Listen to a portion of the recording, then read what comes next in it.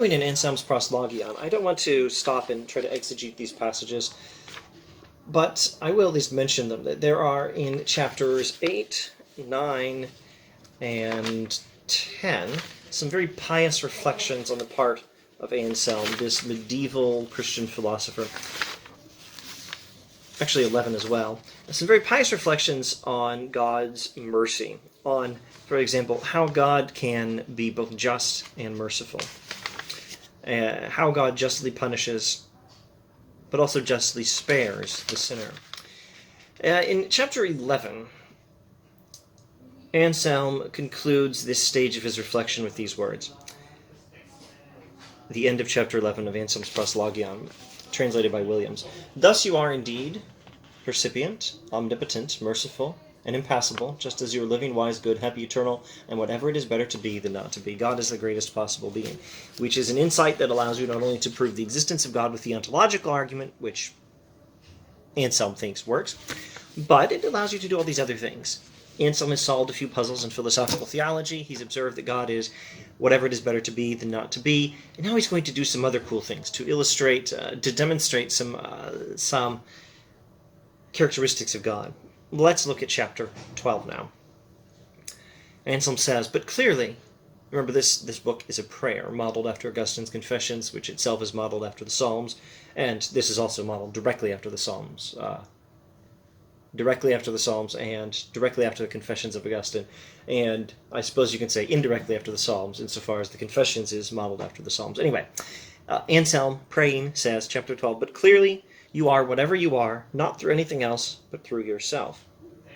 Therefore, you are the very life by which you live, the wisdom by which you are wise, and the very goodness by which you are good to the good and to the wicked, and so on, for similar attributes. This is what we call the doctrine of divine simplicity. Simplicity does not mean being simple in the sense of being not complicated and easy to understand. Anselm will tell you God is not easy to understand. That's maybe some aspects of God are easy to understand, but there are passages. There is a passage in this book which we're very likely to come to in good time, specifying that God is greater than we can understand. Simplicity means having no parts. I believe this is perhaps a term you may have some familiarity with from the study of chemistry. God is simple in the way a substance composed of a single element is simple, rather than complex being composed of multiple substances. Now, God is a single unified whole. That's what simplicity means. God has no parts. So, I have parts. I can even with certain within certain parameters, I can even take myself apart.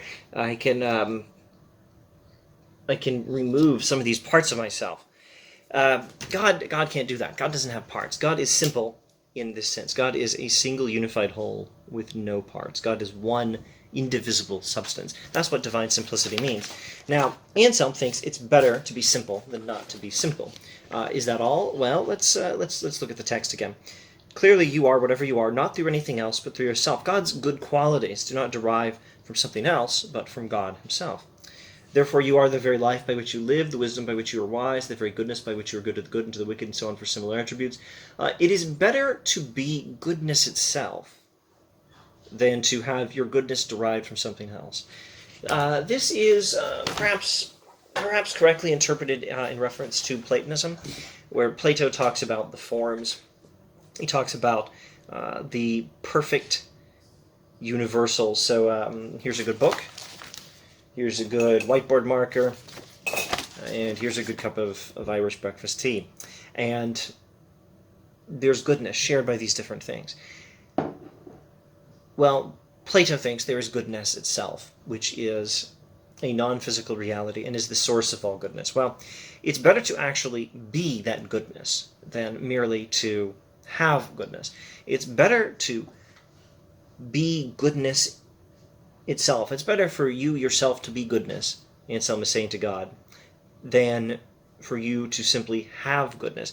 If I have goodness, then I have a property, and I'm not identical to my properties. Am I? It's better to actually be that which you have, which is good. Anselm says to God. So in terms of philosophy and the tradition of Platonism, which Anselm very much is, at least in the sense that he's following Augustine, who is also to some extent following Plato, and in the sense that he thinks not all reality is physical, and I think also in the sense that he's talking about universals like goodness.